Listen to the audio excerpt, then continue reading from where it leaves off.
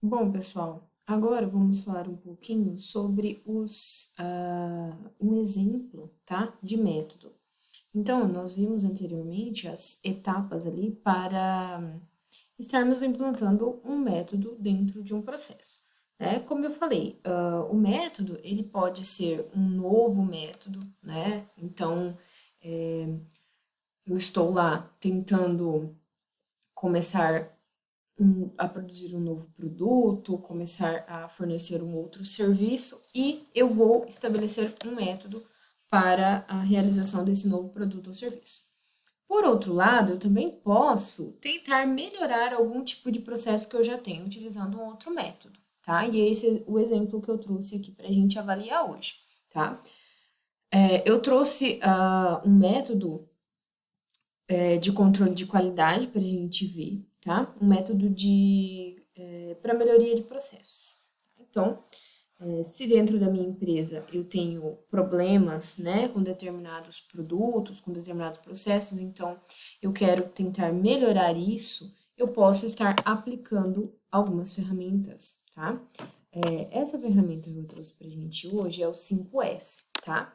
Pessoal, o 5S ele é bastante aplicado aí em diversas indústrias, tá? Porque é um método que vai facilitar a, a produção de produtos com uma qualidade melhor, tá? Então, é um método que vem sendo muito aplicado, principalmente em empresas onde se tem muitos processos, muitos produtos, né? Então, às vezes fica um pouco difícil conseguir controlar tudo isso, e às vezes os produtos saem lá no fim do processo com muitos defeitos, ou existem muitos desvios dentro do processo por conta de alguns erros, né? Que são erros bem banais, vamos dizer assim, né? Falta de algum tipo de organização, né? Falta muitas vezes de um treinamento de funcionário, né? Então tudo isso vai gerar lá no fim um problema sério de qualidade. Então vai gerar um desvio no meu produto, tá? Isso, gente, é algo que acontece em muitas indústrias, tá? E algumas delas podem estar aplicando aí métodos, como o 5S. Quando falamos um pouco sobre controle de qualidade, nós vimos que existem diversos métodos que podem ser aplicados, métodos de controle de qualidade, né? Obviamente, a escolha de cada método vai depender aí, né, das necessidades da empresa, né, dos objetivos. Eu trouxe esse aqui para a gente ver, né? Porque é um método bastante fácil da gente conseguir visualizar, tá? Então a gente consegue visualizar quais são as principais melhorias, né? Que o 5S pode trazer para uma empresa. Então, gente, basicamente, tá? O que significa o 5S? Esse método, gente, ele é baseado, tá? Ele tem esse nome por conta de 5 palavras, tá?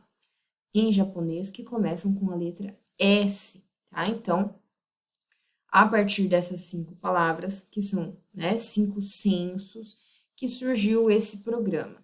Então, as 5 palavras em japonês, né, são basicamente a primeira, que é o seiri, que é o senso de utilização, o seiton, que é o senso de arrumação ou de ordenação, o seiso é o senso de limpeza, o seikitsu é o senso de saúde, higiene ou asseio, e o shitsuke é o senso de autodisciplina. Então, basicamente, né, esse programa ele envolve a utilização desses 5 sensos para melhorar um processo, tá? Então a gente vai ver como cada um desses 5 sensos vai ser aplicado para melhorar um processo dentro de uma empresa. Pessoal, primeiro senso, né? O senso de utilização. O que isso significa, né? Eu vou aplicar a metodologia do 5S dentro da minha empresa. A primeira coisa que eu tenho que fazer é aplicar o senso de utilização, que é separar o que é útil, tá? E o que é desnecessário, o que não vai ser utilizado. Por quê? Dentro de uma empresa, muitas vezes, existem vários equipamentos, várias matérias-primas, vários recursos que não são utilizados, né, o tempo todo, ou que muitas vezes nem são utilizados e ficam ali. E isso acaba atrapalhando, de alguma forma, o desempenho do processo. Então, pessoal, primeiramente, né, esse senso de utilização, né, essa separação, a gente pode fazer da seguinte forma. Então, eu vou classificar dentro da minha empresa, ou dentro do meu processo, daquela linha que eu estou querendo aplicar esse método, né? Então, eu vou chegar ali e vou classificar os meus itens. Tudo que eu tenho de matéria-prima, de equipamento, todos os recursos que eu tenho, embalagens, ferramentas, né? Então, eu vou separar em itens necessários e itens desnecessários. Tá, mas não apenas assim. Eu preciso fazer uma classificação maior ainda, dentro dos necessários e dentro dos desnecessários. Por quê? Isso vai facilitar mais ainda a minha organização ali dentro do setor, tá? Então, vamos lá. Nos itens necessários, eu vou separar os que eu uso constantemente, né? Então, eu uso o tempo todo, por exemplo, uma matéria-prima que em todas as linhas de produção, em todo momento, ou uma embalagem, ela está sendo utilizada, beleza? Isso eu vou manter ali no meu local de trabalho, tá? Depois eu vou classificar em itens usados ocasionalmente, tá? Então são aqueles que eu não uso sempre, mas uso, né, com uma frequência menor do que a etapa anterior. Então eu posso manter um pouco afastado do meu local de trabalho, tá? E os itens raramente utilizados, mas que são necessários, eu consigo mantê-los em um depósito afastado. Então, por exemplo, eu tenho um item ali que eu não utilizo com tanta frequência, mas eles são extremamente necessários. O que eu vou fazer, né, neste momento, é deixá-los em um depósito mais afastado. Quando for necessário, eu vou lá, pego, beleza? Sem problema nenhum. Na classificação, gente, de itens desnecessários, eu consigo classificar em itens potencialmente úteis e os itens sem uso potencial. Por quê? Os potencialmente úteis, né, são aqueles que, não uso, não estou usando, mas pode ser necessário em algum momento, né? Então, eu consigo transferir esse tipo de material para onde eles forem úteis, tá? Por exemplo, uma ferramenta para calibração de um equipamento, tá? Mas esse equipamento, ele não quebra, não está sendo calibrado há muito tempo, porque está ali dentro das medidas, dentro do padrão. Ok, ele é potencialmente útil, então eu posso colocá-lo lá nos usados raramente, tá? E outros sem potencial de uso, né? Aquelas coisas que são ali paradas, que ninguém está usando e nem vai usar possivelmente, eu tenho que imediatamente vender, ou jogar fora, ou mandar para outro lugar, né? Isso não está sendo necessário. Eu estou acumulando ali algum tipo de material sem nenhum tipo de uso, tá? Beleza. Terminei a minha classificação aqui de senso de utilização. Aí, eu vou para o senso de arrumação ou ordenação. Gente, nessa parte eu tenho que organizar, tá? Tudo.